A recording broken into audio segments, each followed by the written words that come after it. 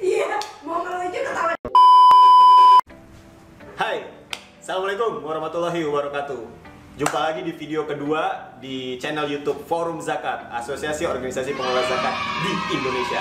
Nah, setelah di video sebelumnya, teman-teman sudah menyaksikan penjelasan singkat saya tentang sebaran organisasi pengelola zakat di seluruh Indonesia, di mana 88%-nya ada di Jawa dan sisanya 12% ada di luar Pulau Jawa. Dan kita berharap akan semakin banyak inisiatif-inisiatif dari berbagai daerah untuk membentuk organisasi pengelola zakat agar manfaat zakat yang potensinya sangat besar di Indonesia bisa terasakan manfaatnya ke berbagai penjuru yang ada di Indonesia karena banyak pihak terlibat dalam pengelolaannya.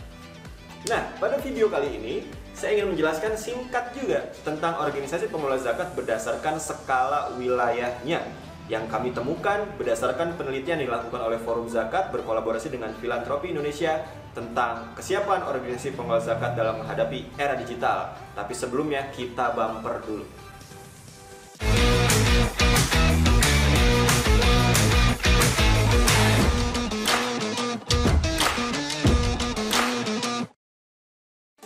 Action. Berdasarkan KMA nomor 333 tahun 2015 tentang pedoman pemberian izin pembentukan lembaga amil zakat di Indonesia. Ini merupakan salah satu regulasi yang mengatur tentang tata kelola lembaga amil zakat di Indonesia. Nah, buat kalian yang nggak tahu KMA itu apa sih? KMA adalah Keputusan Menteri Agama. Ingat ya, nomor 333 tahun 2015.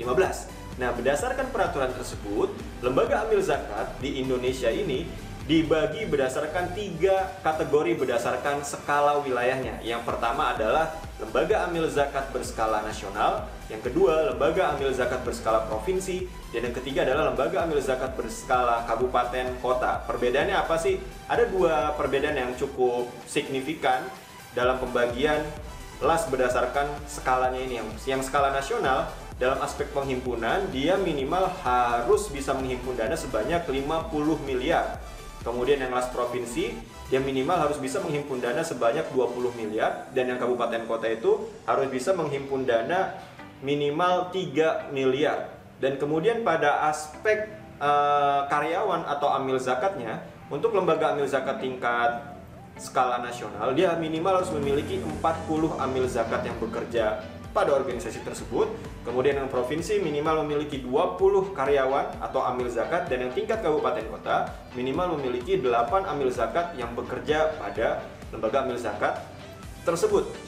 Nah, di penelitian yang kami lakukan yang melibatkan responden sebanyak 104 organisasi pengelola zakat di Indonesia, kami menemukan bahwa terdapat sebanyak 26 organisasi pengelola zakat tingkat nasional, kemudian 37 organisasi pengelola zakat tingkat provinsi, dan 41 organisasi zakat tingkat kabupaten kota.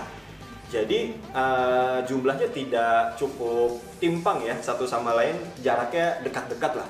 Yang nasional nature-nya memang seperti itu. Biasanya dia jumlahnya lebih sedikit, kemudian diikuti provinsi, dan yang paling banyak biasanya yang level kabupaten kota. Nah, contohnya apa saja sih lembaga-lembaga amil zakat atau organisasi pengelola zakat tingkat nasional yang ada di Indonesia? Kita sebutkan ya. Contohnya yang saya ingat tuh ada Dompet Duafa, ada Rumah Zakat, ada Inisiatif Zakat Indonesia, ada Rumah Yatim, ada Yatim Mandiri, ada Panti Yatim Indonesia, ada PPPA Darul Quran Yusuf Mansur, ada Darul Tauhid Pedulinya A'agim, kemudian ada Nurul Hayat yang di Surabaya, ada LMI, ada YDSF di Surabaya, kemudian apa lagi yang nasional ya? Mizan Amanah, kemudian ada lagi Sinergi, bukan Sinergi Foundation, itu provinsi. Apalagi yang nasional ya? Lazis NU, Lazis Muhammadiyah, Baitul Mal Hidayatullah, Pusat Zakat Umat, Wahdah Inspirasi Zakat, banyak banget. Kalian bisa cek di www.forumzakat.org untuk mendapatkan informasi tersebut. Kemudian contoh-contoh dari lembaga amil zakat tingkat provinsi yang ada di Indonesia. Kita mulai di Banten, itu ada lembaga amil zakat Harfa.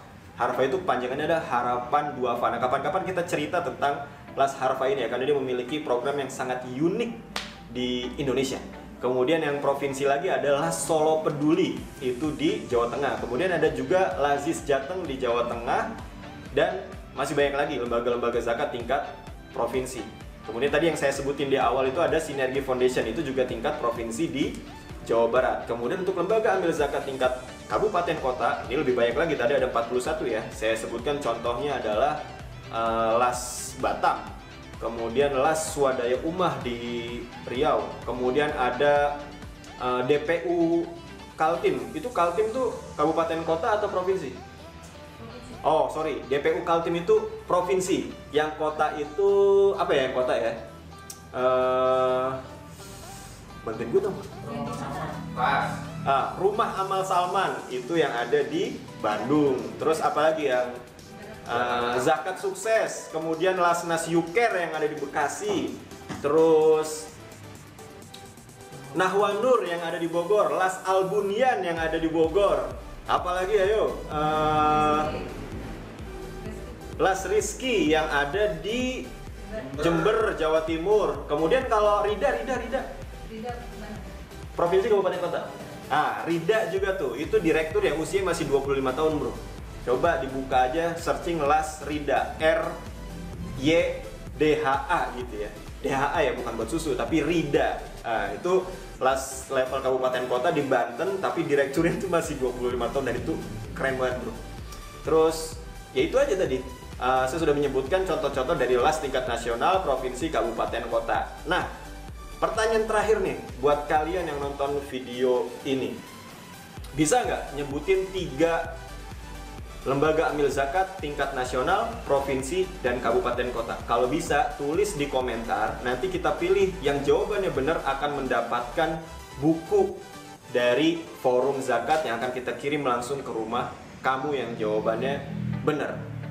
Nah itu tadi penjelasan saya tentang organisasi pengelola zakat berdasarkan skala ya, nasional, provinsi, kabupaten, kota. Ini juga saya mengulang sedikit, kalau nasional dia minimal menghimpun 50 miliar, provinsi minimal menghimpun 20 miliar, kemudian yang kabupaten kota minimal 3 miliar. Kalau dari segi amil zakatnya, yang nasional minimal 40, yang provinsi minimal 20 orang, yang kabupaten kota minimal 8 orang. Tadi ada 26 lembaga amil zakat tingkat nasional, kemudian 37 tingkat provinsi dan 41 tingkat kabupaten kota. Oke, terima kasih teman-teman sudah menonton video singkat ini sampai selesai. Jangan lupa tadi di beberapa waktu sebelumnya saya menyampaikan pertanyaan, sebuah kuis, silahkan dijawab di kolom komentar. Jangan lupa di like dan subscribe dan juga share video ini kalau kalian mau. Kalau nggak mau juga nggak apa-apa.